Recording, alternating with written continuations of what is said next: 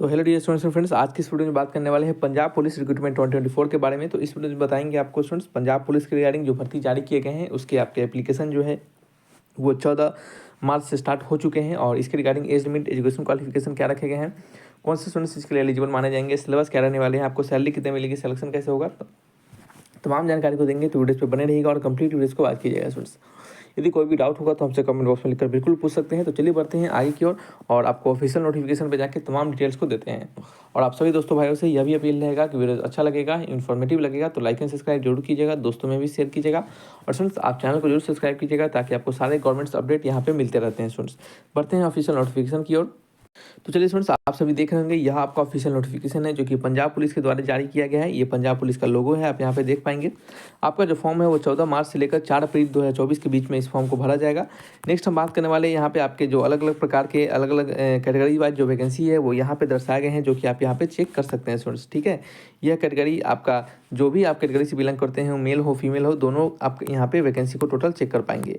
आगे बढ़ते हैं, बात करते हैं एज लिमिट के बारे में। तो आपका यहाँ पे जो स्टूडेंट्स एज लिमिट मांगा गया है वो सिंपल आपको मिनिमम 18 ईयर का और मैक्सिमम 28 ईयर का एज लिमिट रखा गया है। यह एज लिमिट आपके 1 जनवरी 2024 से काउंट किए जाएंगे।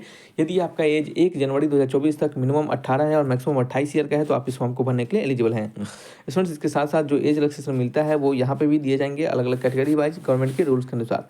स्टूडेंट्स एजुकेशन क्वालिफिकेशन में बारे में बात करें तो आपको सिंपल आप इस फॉर्म को भरने के लिए क्लास 10+2 पास होना चाहिए, यानी 12th पास होना चाहिए किसी भी बोर्ड से और किसी भी यूनिवर्सिटी से, यानी किसी भी बोर्ड से और कह सकते हैं किसी भी स्ट्रीम में, किसी भी बोर्ड से किसी भी स्ट्रीम में यदि आपने 10+2 पास कर रखा है तो आप इस फॉर्म को भरने के लिए एलिजिबल माने जाएंगे स्टूडेंट्स। यदि आप एक सर्विसमैन है तो आपको 10+2 पास होने की जरूरत नहीं है, आप सिंपल क्लास 10th पास हैं फिर भी आप इस फॉर्म को भर सकते हैं।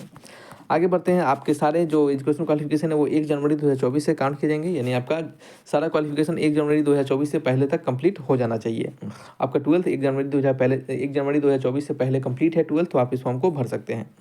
स्टूडेंट्स यहाँ पे इस क्वालिफिकेशन के साथ साथ कुछ मैंडेटरी क्वालिफिकेशन भी रखे गए हैं। इस मैंडेटरी क्वालिफिकेशन को अच्छे से समझ लीजिएगा।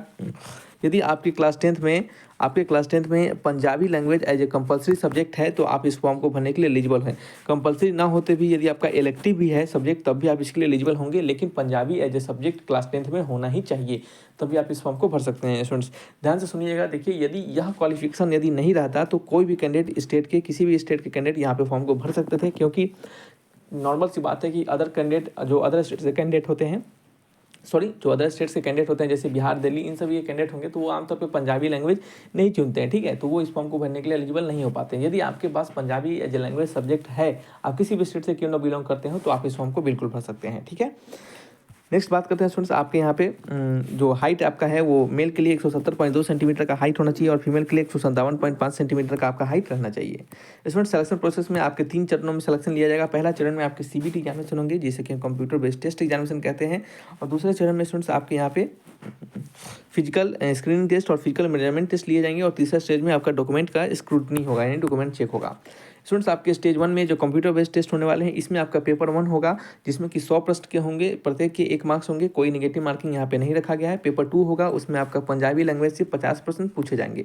स्टूडेंट्स पेपर 2 जो होगा वो क्वालिफाइंग नेचर का होगा, पेपर 2 क्वालिफाइंग नेचर का होगा, और आपका मेरिट जो बनाया जाएगा वो पेपर 1 के आधार पर आपका मेरिट तैयार किया जाएगा स्टूडेंट्स। ठीक है, तो प्रयास करना है कि पेपर 1 में ज़्यादा से ज़्यादा नंबर ला पाए और पेपर 2 में क्वालिफाइंग कर सके, और ये क्वालिफाइंग आपका 50% रहेगा। जैसे मान लेते हैं 50 क्वेश्चन होंगे और प्रत्येक के वो 1 नंबर है तो आपको कम से कम 25 नंबर लाना कंपलसरी होगा। ठीक है, स्टूडेंट्स आगे बढ़ते हैं और बात करते हैं और भी जानकारी के बारे में।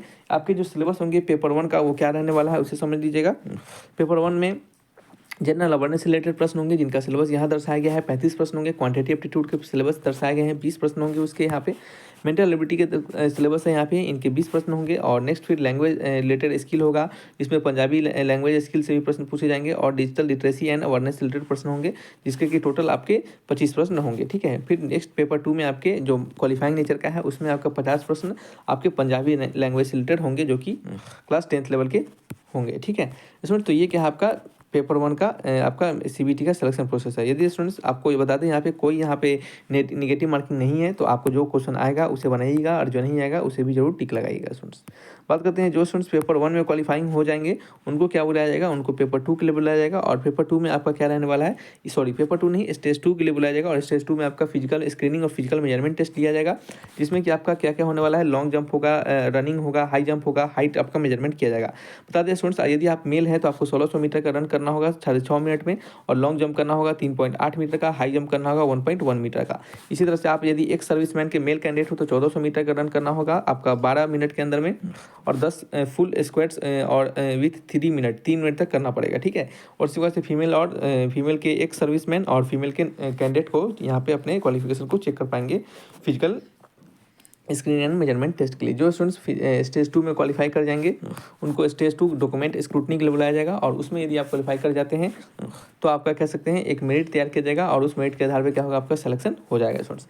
मान लेते हैं स्टूडेंट्स यदि आपका सिलेक्शन हो जाता है तो आपको यहाँ पे सैलरी स्ट्रक्चर है वो कितनी दी जाएगी, तो यहाँ पे देख सकते हैं आपका जो सैलरी रहने वाला है वो 19,900 का आपका पर मंथ का सैलरी रहेगा, ठीक है। और आपको बता दें यहाँ पे स्टूडेंट्स, तो ये सैलरी आपकी 19,900 रहेगा। ये आपके 3 ईयर तक रहने वाले हैं, ज्वाइनिंग के 3 साल तक आपको 19,900 का सैलरी मिलेगा। उसके बाद स्टूडेंट्स आपके इसके सैलरी में बढ़ोतरी भी होगी। ये जो सैलरी होता है ये लेवल 2 का सैलरी होता है, और इसमें 19K के साथ यदि आपको अदर अलाउंसेस बाद में दिए जाएंगे तो उसका स्टार्टिंग का सैलरी जो होगा वो आपका फिर कह सकते हैं कि 25K से लेकर आपका 35K प्लस आपका हो जाएगा स्टूडेंट्स, ठीक है। तो ये कांस्टेबल का सैलरी है, इस कारण से यहाँ पे सैलरी स्ट्रक्चर आपको लेवल 2 का दिया गया है। तो स्टूडेंट्स आपको सभी चीज़ समझ में आया होगा। यदि कोई डाउट होगा तो हमसे कमेंट बॉक्स में लिखकर बिल्कुल पूछिएगा। तो रखते हैं इस वीडियो को, मिलेंगे नेक्स्ट वीडियो में। Thanks for watching.